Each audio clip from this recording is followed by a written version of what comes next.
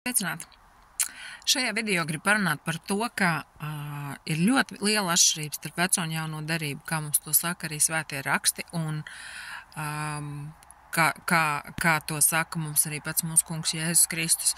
Bet šodien, diemžēl, mēs bieži vien joprojām dzirdam, kā cilvēki atsaucās jau uz veco derību, piesaucot kaut kādus vecās derības likumus, kas it kā būtu aktuāli arī šodien, un runājot tieši par kristīgiem, ticīgiem cilvēkiem. Jo, kā mēs zinām, tad vecās derības likums, proti likums nāve par grēku, joprojām ir aktuāls priekš tiem pārtiem, kuri nav Kristu, kuri nav pieņēmuši Jēzus Kristus izpirkumu upuri. Un tieši tāpat šodien mēs varam dzirdēt, ka runā par šiem te Pūrīm svētkiem, ja, kur, kā mēs zinām, kuri vēsturiski aizsākti svinēt pēc brīnišķīgās Esteras uzvaras, ja, kad viņi kopā ar savu onkulu Mardaheju, ja, tā teikt, uzvarēja, ja, šo te vīru, kurš vēlējās iznīcināt visu ebreju tautu. Ja. Tātad mēs saprotam, ka vēsturiski tas, protams, tad bija, un mēs to varam atcerēties un godināt arī šos cilvēkus. Bet, ja mēs skatāmies atklāsmes līmenī, tad mēs saprotam, ka runa jau šeit ir par to, ja, ka viss tika apgriezts otrādi 2000 gadus atpakaļ Golgātā, ja, kur uz krusta piesitot Jēzu, velns pazaudēja visu varu, ja.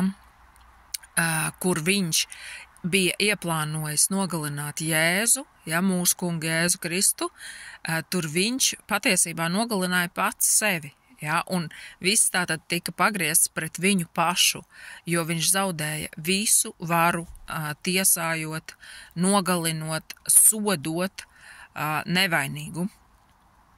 Un tātad, kāpēc mums būtu tik svarīgi to saprast? Nevarētu teikt, kāda starpība no šodien, kāds svin to Pūrīm tādā izpratnē, kā viņš to, jā, respektīvi, ka šodien, ja mēs tagad skatāmies, jā, tā kā to cilvēku pasniedz, jā, tad sanāk tā, ka pēc būtības Dievs vēl nav tā kā ticis skaidrībā, vai tev būs dzīvot vai mirt, jā, un ka šie svētki, tas ir tas mirklis, tas brīdis, kad Dievs to izvērtē.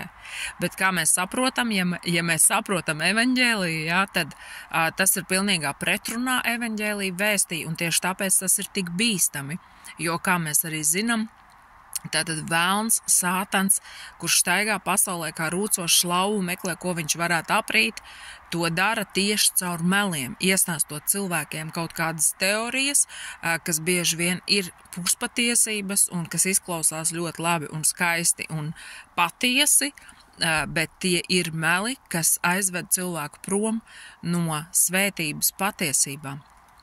Un tāpēc paldies Dievam par mīļo svēto garu, kurš mums atklāja patiesību, ka mēs esam svētīti patiesībā un ka viņš mums arī to atgādina un palīdz mums palikt tajā. Ja? Un tāpēc, lai mūsu lūkšana tāda arī ir, ja? Dievs, ka mēs spējam palikt patiesībā. Un tas ir tas, kas no mums tiek prasīts, jo tas vienmēr izklausās tik vilinoši, ja? Kad šīs dažādās teorijas sāk plivināties pa gaisu, un ja mēs neesam modri, tieši tāpēc mēs arī esam aicināti būt modriem, tad mēs varam iekrist šajās lamatās un pēkšņi sākt domāt ārpus labās vēsts konteksta, un attiecīgi mēs esam ārā no Dieva gribas, mēs esam ārā no sadarbības un sadraudzības ar Dievu spēku, ar šo augšām celšanas spēku, kurš tiek zināmā mērā bloķēts mūsu dzīvē, jo viss ir atkarīgs no tā, kā mēs domājam un kam mēs ticam.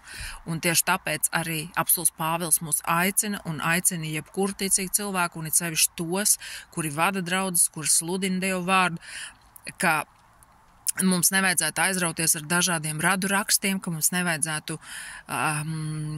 tātad sludināt dažādas maldu mācības, un šī bauslības mācība, šī Mūzus bauslības mācība, ja, tā skaitā tiek nosaukta par maldu mācību, bet ka mums vajadzētu rūpēties par to, lai draudze tiktu kopta ticībā un Svarīgi saprast, kādā ticībā, ja? Jo, kā mums arī tas teikts, ja? Ka dēmoni arī tic, ka Dievs ir un pat trīc un dreb viņa priekšā, bet ne jau par šādu ticību iet runa. Ja? Tātad mums ir jātic par to, ko Dievs ir izdarījis, un attiecīgi, ka man vairs neviens nevar iestāstīt, ka Dievs vēl šodien lemj, vai man būs mirt vai dzīvot, ka Kristū viņš savu mīlestību pret mani ir parādījis un pret tevi ir parādījis, jo neatkarīgi no mūsu darbiem, viņš mums žēlastību ir devis, atdodot savu dēlu, kurš ir miris par mūsu grēkiem, un ticot šai vēstī, ticot tam, ka mēs Kristū esam savienoti ar Dievu, ka mēs esam viens vesels viņā,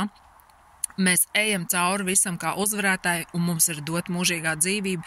Mēs tiekam apzīmogot ar svēto garu līdz tā kunga atnākšanas dienai, kad viņš nāks pakaļ savai draudzei. Āmen!